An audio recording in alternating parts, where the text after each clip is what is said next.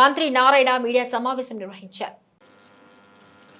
గత ప్రభుత్వం financial discipline లేక అసలు ఆర్థిక వ్యవస్థను ఎలా ఒక రాష్ట్రాన్ని నడపాలనే ఆలోచన కానీ ఒక ప్లాన్ కానీ ఏమీ లేకుండా ఆర్థిక వ్యవస్థ మొత్తం అతలాకుతలం చేసింది. ఆఖరాకి సెంట్రల్ గవర్నమెంట్ ఇచ్చే 15th ఫైనాన్స్ డబ్బులు కూడా ఈరోజు డైవర్ట్ చేయటం. అదేవిధంగా మున్సిపల్ శాఖ తీసుకుంటే మున్సిపల్ శాఖలో ప్రజలు అంటే ప్రతి మున్సిపాలిటీ, అది నగర పంచాయతీ కావచ్చు, మున్సిపాలిటీ కావచ్చు, కార్పొరేషన్ కావచ్చు, చట్టం ప్రకారం కేంద్ర చట్టం కానీ రాష్ట్ర చట్టం ప్రకారం ఏంటంటే అది స్వపరిపాలన.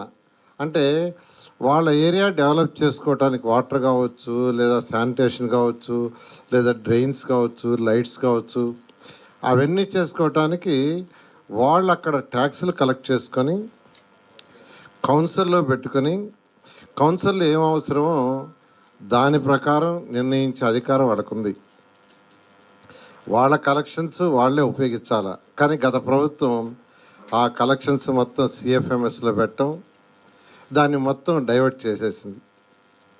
డైవర్ట్ చేసి ఈరోజు మున్సిపాలిటీలో అక్కడికి బ్లీచింగ్ పౌడర్ అవటానికి కానీ ఆయిల్కి కానీ దానికి కూడా కొన్ని మున్సిపాలిటీలో డబ్బులు లేకుండా చేసింది. అలా ఆర్థిక వ్యవస్థ అన్ని డిపార్ట్మెంట్లు సర్వనాశనమే.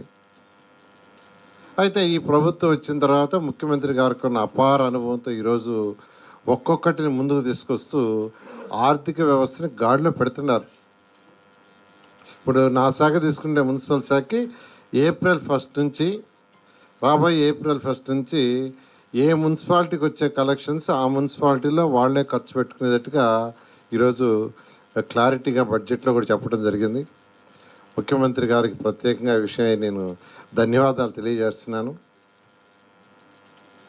ఈరోజు బడ్జెట్ తీసుకుంటే 3,22,359 కోట్లతో బడ్జెట్ పెట్టారు. దీంట్లో అన్నిటికంటే ఇంపార్టెంట్ ఏంటంటే అందరికీ తెలిసిందే, నా శాఖకు సంబంధించి 13,862 కోట్లు మున్సిపల్ శాఖ కేటాయించారు.